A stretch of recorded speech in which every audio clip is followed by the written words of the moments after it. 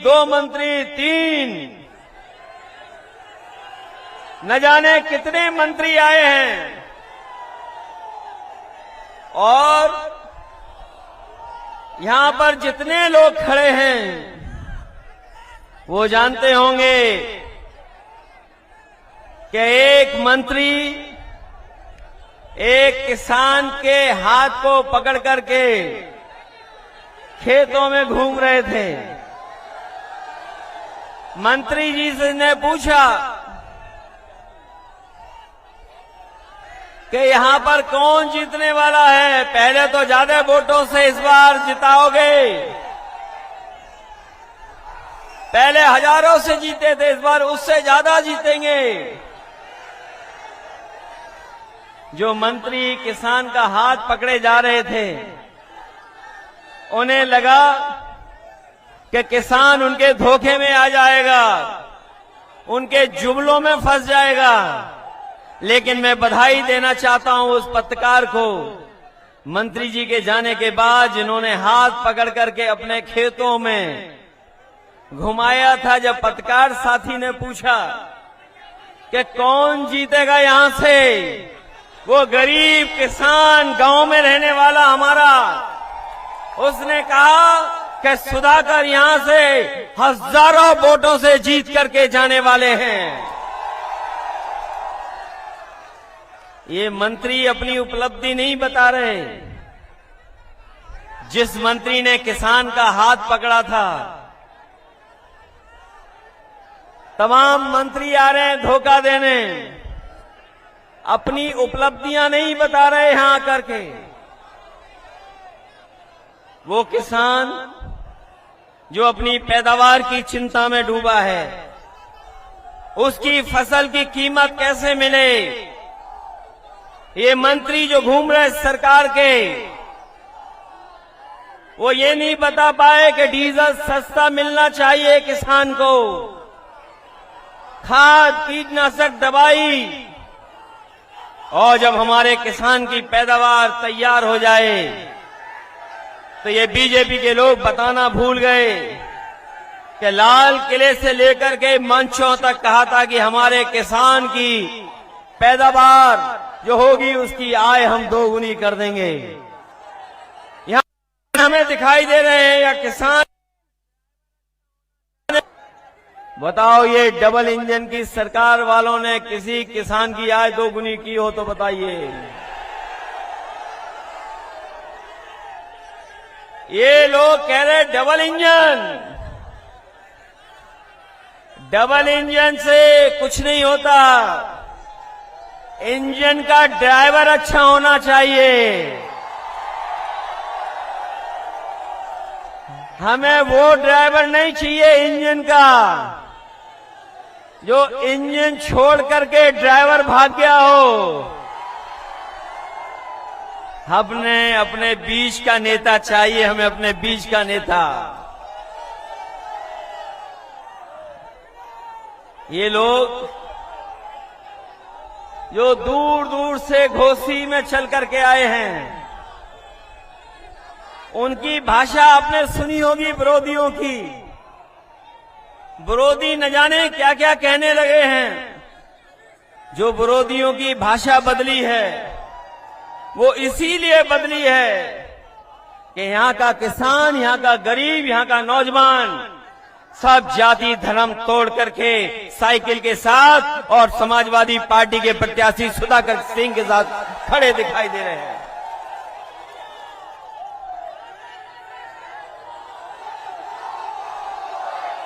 अब तो हिसाब किताब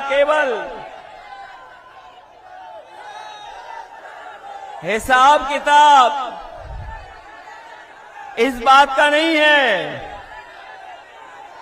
हिसाब किताब तो बीजेपी को दिल्ली की 10 साल की सरकार और उत्तर प्रदेश की 6 साल की सरकार का देना है। बताओ घोसी की जनता इन 16 सालों में क्या आपको कोई सुविधा दे पाई है, बीजेपी के नहीं दे पाई है। अगर बीजेपी के लोगों ने सुविधाएं दी होती तो आज इतनी मंत्रियों की फौज उन्हें नहीं उतारनी पड़ती यहां पर। इतने जो मंत्री आए हैं वो अपना काम नहीं बता रहे, वो कुछ और इंतजाम में लगे हुए हैं। अकेले में जाकर के कुछ और इंतजाम कर रहे हैं। बताओ, इंतजाम को जो इंतजाम कर रहे हैं, कहीं उसके धोखे में तो नहीं आ जाओगे आप लोग? चुनाव से पहले ये जनता में जब हार गए हैं तो प्रशासन को आगे कर देंगे। ये प्रशासन के लोग चुनाव लड़ना चाहते हैं, लेकिन हमें पता है घोसी की बहादुर जनता है, ये प्रशासन से तो नहीं घबरा जाएगी। अगर आपको मुकाबला भी करना पड़े तो अपने वोट के अधिकार के लिए मुकाबला करना, क्योंकि घोसी विधानसभा का संदेश केवल उत्तर प्रदेश के लिए नहीं है। घोसी विधानसभा के एक एक वोट का संदेश देश में जाने वाला है, क्योंकि देश में कहीं और चुनाव ऐसा नहीं होने जा रहा है। कम से कम ये संदेश घोसी की जनता दे कि जिन्होंने कोई काम नहीं किया है, कोई काम नहीं किया है, उनको सबक सिखाने का काम करेंगे अपने वोट दे करके।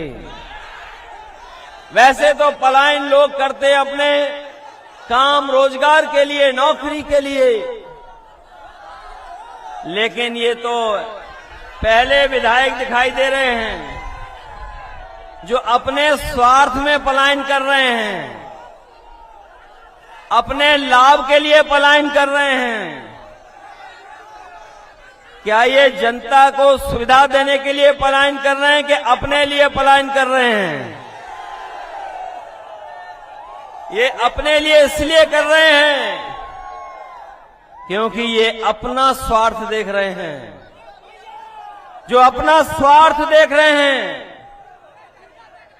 वो आपके जीवन में बदलाव नहीं ला सकते।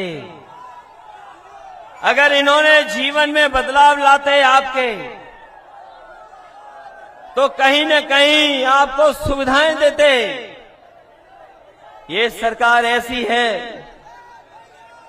जहां गरीब को इलाज नहीं मिल पा रहा है, दवाइयां नहीं, अस्पताल में चले जाओ तो डॉक्टर देखने वाले नहीं हैं। जो कुछ है गरीब को अपने हाल पे छोड़ दिया। जो एम्बुलेंस चली थी आपकी सरकार में, उस एम्बुलेंस को भी बर्बाद कर दिया। कम से कम इनकी जिम्मेदारी बनती थी कि अगर गरीब के गांव में पहुंचा के मदद करने के लिए अगर एम्बुलेंस थी तो कम से कम ज्यादा एम्बुलेंस चलाते, जिससे गरीब की मदद हो जाती। इलाज और तकलीफ और परेशानी में वो आपकी मदद करती, लेकिन उस व्यवस्था को भी बर्बाद कर दिया। ये जो बिजली भी आ रही है आपके बीच में, केवल चुनाव के लिए आ रही है। और जो बिजली आ भी रही है, जिनके यहां मीटर लग गए, बताओ कितने का बिल आ रहा है आपके यहां पर? बिल आ रहा हजारों का। और अगर बिल नहीं दे पा रहे हो तो नोटिस आ रहा है साथ साथ। नोटिस। और महंगाई कहां पहुंच गई है?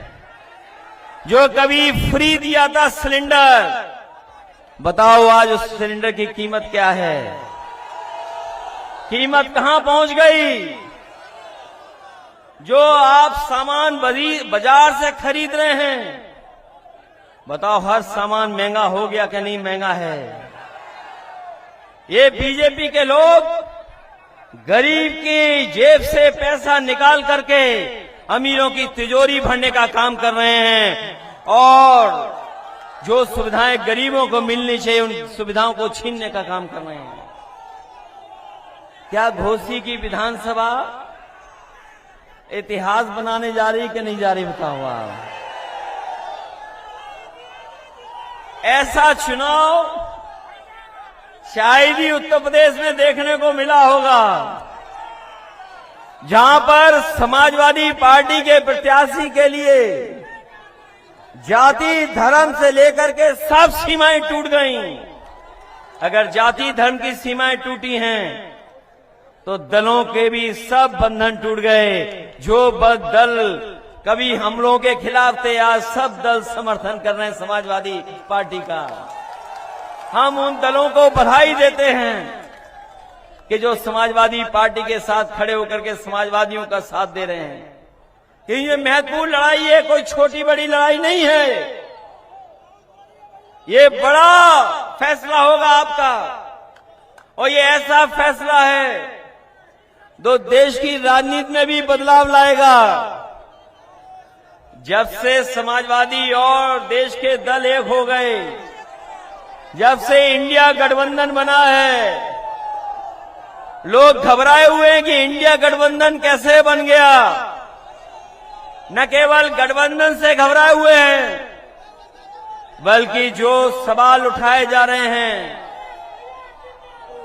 कि जब तक जाति जनगणना नहीं होगी, तब तक हम सबका साथ सबका विकास नहीं कर पाएंगे।